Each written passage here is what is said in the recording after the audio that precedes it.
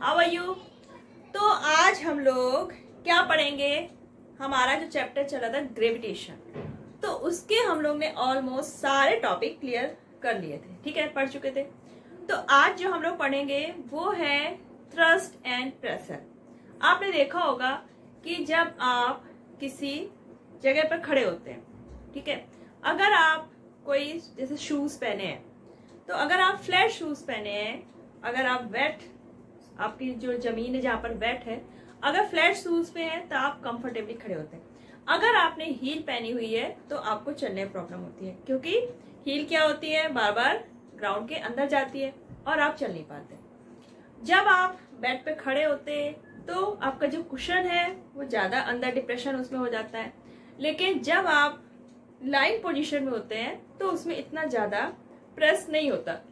तो ये सब चीजें ऐसा क्यों होता है, तो यही सब चीजें हम लोग डिस्कस करने वाले हैं। आज का जो टॉपिक है आपका थ्रस्ट एंड प्रेशर।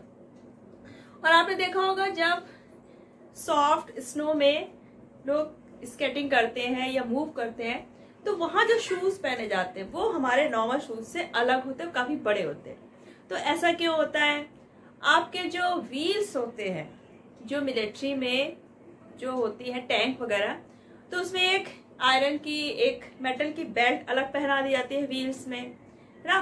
तो ये सब चीजें होती क्यों है, इनका रीजन क्या है इसके पीछे, ये सब हम लोग डिस्कस करेंगे आज के इस टॉपिक पे, थ्रस्ट एंड प्रेशर।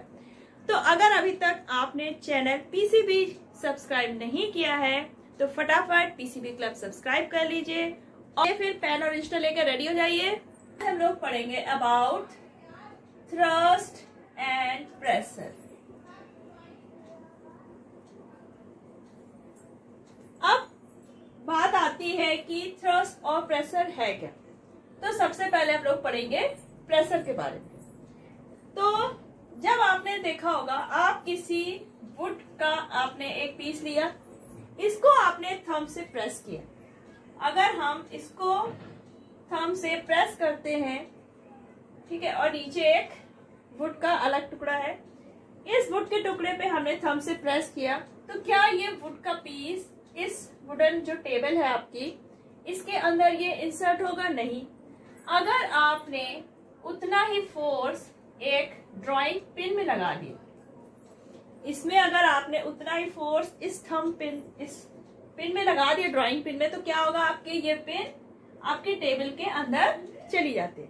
तो ऐसा होता क्यों है, हमने इतना ही फोर्स इस वुडन ब्लॉक पे लगाया और इतना ही फोर्स हमने इस पे लगाया पिन में, तो ये आपकी टेबल के अंदर चली जाती है लेकिन ये नहीं जाती है। तो ऐसा होता क्यों, तो देखिए इसके पीछे रीजन क्या है। जो आपने फोर्स लगाया, फोर्स आपने इक्वल लगाया, ठीक, डाउनवर्ड डायरेक्शन में लगाया, इसको प्रेस किया, पर यहाँ पे जो आपका ये वुडन ब्लॉक है, इसका जो एरिया होगा, आपका टेबल के कांटेक्ट में जो एरिया है वो क्या है, ज्यादा है। यानी कि आपका जो फोर्स लगा वो इतने बड़े एरिया में काम कर रहा है। यहाँ पर आपने जो सेम फोर्स लगाया, वो पिन का जो पॉइंट का एरिया होगा वो क्या होगा, इस वुडन ब्लॉक के एरिया के कंपेयर में बहुत ज्यादा स्मॉल है। तो यानी बहुत छोटे से एरिया में हमारा पूरा फोर्स क्या कर रहा है, काम कर रहा है।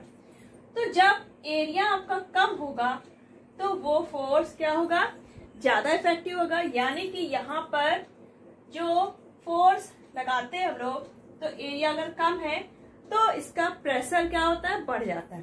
तो आपका जो प्रेशर है वो दो चीजों पर डिपेंड करता है, एक तो फोर्स और जो आपका सरफेस के साथ ऑब्जेक्ट का कांटेक्ट का एरिया है।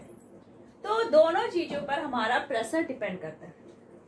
फोर्स आपका सेम है, लेकिन अगर एरिया किसी ऑब्जेक्ट का कम है पर यूनिट एरिया, तो वहां पे हमारा प्रेशर क्या होता है, बढ़ जाता है। तो यानी कि तो हमारा प्रेशर क्या हो जाएगा, pressure is equal to force upon area. यानी कि प्रेशर किस पर डिपेंड कर रहा है, जो हम फोर्स लगा रहे हैं और जिस एरिया पर लगा रहे हैं उस एरिया पर डिपेंड कर रहा है। अगर आपका एरिया पर यूनिट क्या है, कम है, तब उस पर फोर्स ज्यादा इफेक्टिव हो गया, यानी कि प्रेशर हमारा बढ़ जाता है। अब यहाँ पे देखिए ब्लॉक पे क्या है, जो हमारा ब्लॉक का एरिया है, तो वो क्या है, ज्यादा है।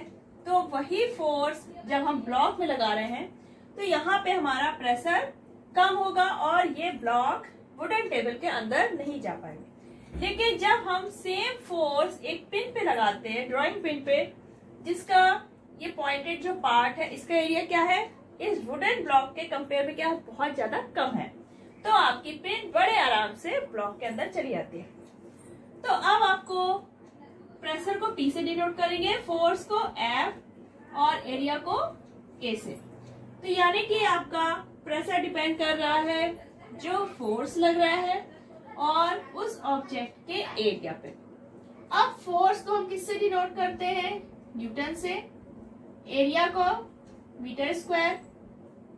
तो यानी कि SI यूनिट आपके प्रेशर की क्या हो गई, न्यूटन पर मीटर स्क्वायर।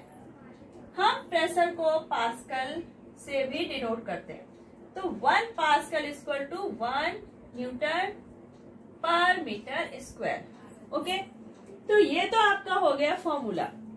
अब हम इसके बेस पे बहुत से जो न्यूमेरिकल्स है, प्रेशर और फोर्स और एरिया, इसके बेस पे कुछ न्यूमेरिकल्स करते हैं।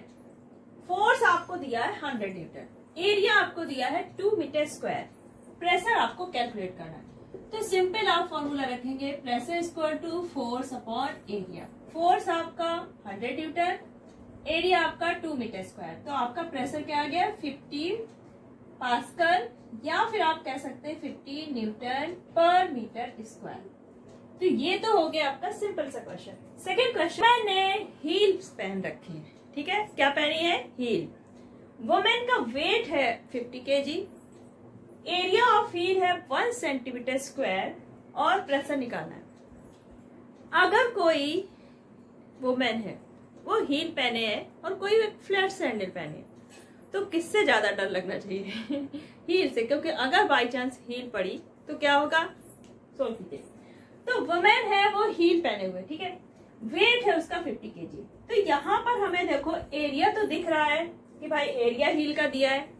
अब हमें ये भी पता है कि pressure equal to force upon area. अब हम फोर्स कैसे निकालें, तो देखो फोर्स क्या होता है, फोर्स आपने पढ़ा है कि फोर्स आपका वेट होता है जो डाउनवर्ड डायरेक्शन में लगता है टुवर्ड्स द अर्थ, ठीक है, उसके वेट के कारण। तो ये हो गया आपका वेट, मास दिया है आपका 50 kg, ठीक है। तो वुमेन का जो मास है वो हमें पता है 50 kg, तो हम वेट निकाल सकते हैं, फोर्स यानी कि वेट। तो ये हो गया आपका mg अपॉन एरिया। अब मास हमें पता है 50 kg, g की वैल्यू में पता है 10 रख लेते हैं यहाँ पर। एरिया आपका है 1 सेंटीमीटर स्क्वायर।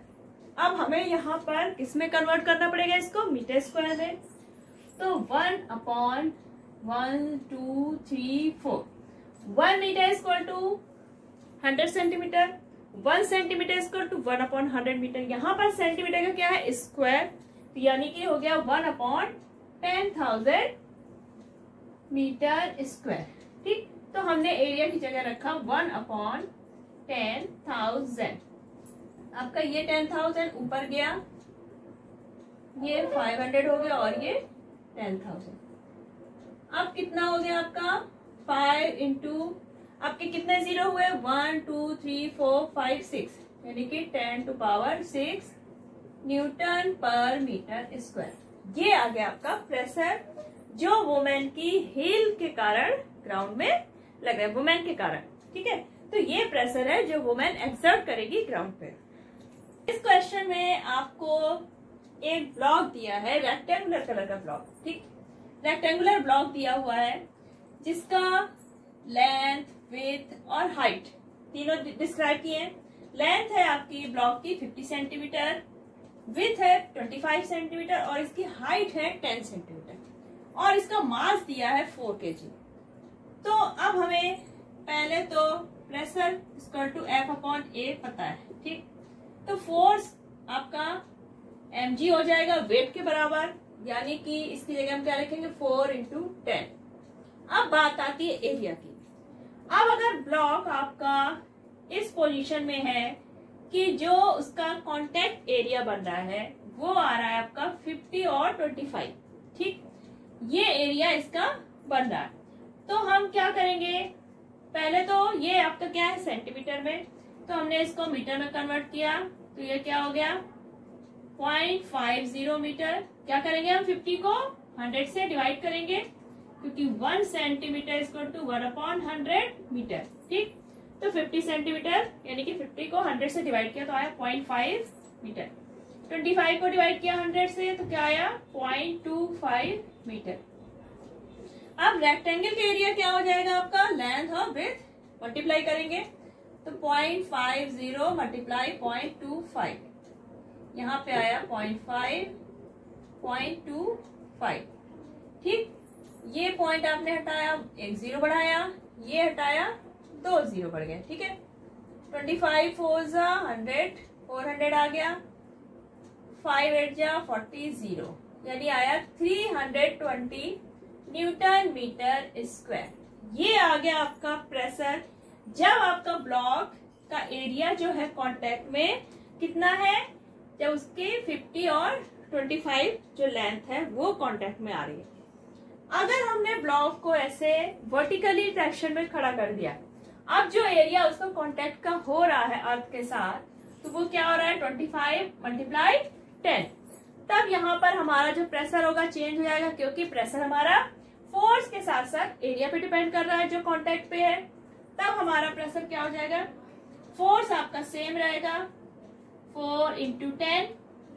अब आपका एरिया क्या हो जाएगा, 25 को हमने क्या किया कन्वर्ट किया मीटर में 0.25, 10 को 0.10, क्या हुआ आपका 40/25, 2 0 बढ़ाए, 0.1 1 बढ़ा। ठीक, अब क्या हुआ आपका, ये कैलकुलेट कर लीजिए, आ जाएगा। तो यानी कि प्रेशर जब हम निकालेंगे तो एरिया जो कांटेक्ट का है वो डिपेंड करता है, इसलिए हमें कांटेक्ट का एरिया देखना पड़ेगा। अगर आपका ऑब्जेक्ट किस पोजीशन पे है तो वहां पर उसका क्या एरिया कांटेक्ट का हो रहा है वो देखना आपको ध्यान से पड़ेगा। ठीक है, हमने जो पढ़ा प्रेशर और फोर्स और एरिया के बीच आपने पढ़ लिया रिलेशन। अब थ्रस्ट की बात आती है, तो थ्रस्ट भी आपका एक तरह का क्या है फोर्स। तो थ्रस्ट हम लोग कह सकते हैं जो फोर्स एक्टिंग परपेंडिकुलरली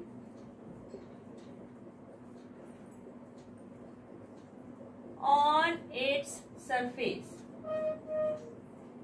किसी ऑब्जेक्ट के सरफेस पे जो परपेंडिकुलर फोर्स लगता है उसको हम लोग क्या बोलते हैं थ्रस्ट। तो यानी कि हम फोर्स की जगह थ्रस्ट भी लिख सकते हैं। तो हम क्या कहेंगे, pressure is equal to thrust upon area. अब आपका जो थ्रस्ट है ये प्रेशर ही है एक तरह से, तो इसकी यूनिट क्या होगी न्यूटन और ये मीटर स्क्वायर। तो यानी कि यहाँ पर भी हमारे प्रेशर की ऐसा यूनिट सेम आएगी न्यूटन पर मीटर स्क्वायर, या फिर आप पास्कल कहिए। प्रेशर है, ये थ्रस्ट है। इसके हम लोगों ने डेली लाइफ में बहुत सारे एक्सप्लेनेशन देखे होंगे, पढ़े होंगे, तो हम लोग उन्हीं एक्सप्लेनेशन को आज डिस्कस करने वाले हैं। ठीक है, तो आपने ये कभी सोचा है कि जो आपके स्कूल बैग्स हैं इनकी जो स्ट्रिप्स होती हैं तो ये व्हाइट क्यों होती है? जब हम लोग स्कूल बैग सेलेक्ट करते हैं तो हम लोग कोशिश करते हैं उसकी जो स्ट्रिप्स हो वो कैसी हो, थोड़ा सा थिक हो, व्हाइट हो, ताकि जब हम बैग हैंग करें तो हमारे शोल्डर्स पे जो लोड है वो थोड़ा कम इफेक्ट करे, हमें कम पेन वगैरह हो। क्योंकि अगर आपने देखा होगा अगर हम पतली स्ट्रिप्स के बैग हैंग करते हैं तो हमारे शोल्डर्स में पेन हो जाता है। तो ऐसा क्यों है? अब आपका बैग, आजकल बच्चों के बैग तो वैसे ही बहुत हैवी होते हैं, ठीक, तो यानी कि उसमें जो वेट है बुक्स का वो क्या लगा रहा है, फोर्स लगा रहा है आपके शोल्डर्स पे, क्योंकि जो स्ट्रिप्स है उसी के बेस पे आपने बैग हैंग कर रखा। अब अगर आपने पतली स्ट्रिप ली है तो पतली स्ट्रिप का क्या होगा, एरिया कम होगा और वेट बैग का अच्छा खासा है, तो आपके शोल्डर्स पे एक प्रेशर जो पड़ रहा है वो क्या होगा, ज्यादा होगा और आपको पेन फील होगा। अगर वही आप थोड़ा पतली की जगह मोटी स्ट्रिप लेते हैं, वाइड स्ट्रिप लेते हैं और थोड़ी सी थिक होती है, कुशन होता है उसमें, तो क्या होता है एरिया उसका, आपका जो शोल्डर और स्ट्रिप का कांटेक्ट एरिया है वो क्या होता है, बढ़ जाता है। फोर्स आपका जो वेट है बुक्स का वो उतना ही लग रहा है, एरिया बढ़ जाएगा, इसलिए आपको जो शोल्डर्स पे आपके प्रेशर पड़ रहा होगा वो क्या होगा, थोड़ा कम हो जाएगा और आपको थोड़ा सा कम पेन होगा। तो दिस इज द रीजन कि जो आपके स्कूल्स बैग है उनकी स्ट्रिप्स कैसी होती है, वाइड। अब सेकेंड एक है point, why sharp knife cuts better than a blunt knife. तो देखिए अगर नाइफ है उसके एज जो होंगे, नाइफ हमारी कुछ इस तरह से होती है, ठीक है, तो अगर ये एड्स है इसके, अगर ये ब्लंट है यानी कि थिक है ज्यादा, तो क्या होगा, जब हम वेजिटेबल्स वगैरह कट करेंगे तो जो कांटेक्ट एरिया होगा वो क्या होगा, इसका ज्यादा होगा।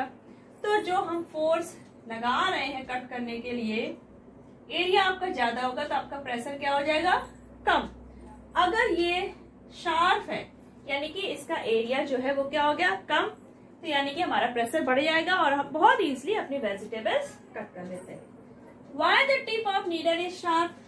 अब जो नीडल है, नीडल की क्या होती है, टिप क्या होती है, बहुत पॉइंटेड रखते हैं। अब पॉइंटेड होगा तो ये जो हमारे क्लॉथ के कांटेक्ट एरिया होगा नीडल के साथ वो क्या होगा, बहुत कम होगा और हमारा प्रेशर बढ़ जाएगा और हम इजीली अपने क्लॉथ को क्या कर लेंगे, स्टिच कर लेंगे। Why the pressure on ground is more when a man is walking than when he is standing? जब कोई मैन वॉक कर रहा है तब प्रेशर जो ग्राउंड पे लग रहा है वो ज्यादा है, लेकिन जब वो आराम से खड़ा हुआ है तब वहां पर प्रेशर कम पड़ता है। ऐसा क्यों होता है? अब देखिए जब हम स्टैंडिंग पोजीशन में हैं तो हमारे दोनों पैर क्या है, एक साथ है, यानी कि हमारा पूरा बॉडी का जो मास है, तो जो अर्थ पे वेट पड़ रहा, फोर्स पड़ रहा है वो क्या होगा, दोनों पैरों पे पड़ेगा, यानी कि कांटेक्ट एरिया हमारा क्या हो गया, बढ़ गया, यानी कि प्रेशर हमारा कम लगेगा ग्राउंड पे। जब हम मूव करेंगे, हमने वन स्टेप आगे बढ़ाया, थोड़ा आगे बढ़े, दूसरा पैर हमने उठाया, तो उस टाइम क्या हुआ, हमारा पूरा लोड एक पैर पे आ गया, यानी कि आपका जो एक पैर का कांटेक्ट एरिया होगा वो दोनों पैर के कंपेयर में क्या हो गया, हाफ हो गया, यानी कि आपका फोर्स बढ़ गया, एरिया आपका, फोर्स तो आपका मतलब एक ही पैर पे लगा, पहले फोर्स दोनों पैर पे काम कर रहा था, अब क्या हुआ, एक पैर पे कर रहा है, यानी कि एरिया कम हुआ, फोर्स आपका सेम टू सेम, यानी कि प्रेशर क्या हुआ, बढ़ गया, क्योंकि एरिया कम हुआ तो हमारा प्रेशर बढ़ जाता है। तो आपने देखा होगा कि जब आप कुशन में खड़े होते हैं तो उसमें डिप्रेशन ज्यादा बनता है, जब आप लेटे हो तो इतना डिप्रेशन नहीं बनता। तो इसका रीजन भी सिंपल है, आपको समझ में आ गया होगा। जब आप खड़े होंगे तो आपका जो कांटेक्ट एरिया बन रहा है कुशन से वो क्या होगा, सिर्फ आपके पैर होंगे, तो यानी कि पूरा फोर्स आपका एक छोटे से एरिया पे लग रहा है, यानी कि यहाँ पर प्रेशर बढ़ जाता है। जब आप लेटे हुए हैं तो आपका जो कांटेक्ट एरिया है कुशन के साथ वो क्या हो गया, पूरी बॉडी का हो गया, यानी कि बढ़ गया, तो प्रेशर कम हो जाता है। जो आपके ट्रैक्टर्स हैं इनके टायर कैसे होते हैं, ब्रॉड होते हैं, ताकि प्रेशर कम लगे ग्राउंड में और ये कहीं पर जैसे ग्राउंड में फंसने से बच जाए। आपने देखा होगा जो ट्रेन है, ट्रेन की जो ट्रैक होती है रेलवे ट्रैक, तो रेलवे ट्रैक के नीचे क्या होता है, बहुत से वुडन ब्लॉक्स अल्टरनेट हम लोग देखते हैं ना, लगे हुए होते हैं, या फिर वो मेटल के हो सकते हैं। तो इससे क्या होता है, जब आपकी रेल उस ट्रैक से पास होती है तो क्या होगा, काफी ज्यादा फोर्स लगाएगी, तो रेल जो ट्रैक है वो क्या हो सकता है, आपका ग्राउंड में अंदर जा सकता है। तो इस प्रेशर को रोकने के लिए, प्रेशर को कम करने के लिए क्या किया जाता है, उसमें काफी नीचे अल्टरनेट हम लोग क्या लगा दिया जाता है, वुडन ब्लॉक, ताकि जो लगने वाला प्रेशर है ग्राउंड पे वो कम हो जाए। अगर आप फ्लैट शूज पहन के वॉक करते हैं और अगर आपने हील पहनी है तो किसमें आपको चलना ज्यादा इजी होगा?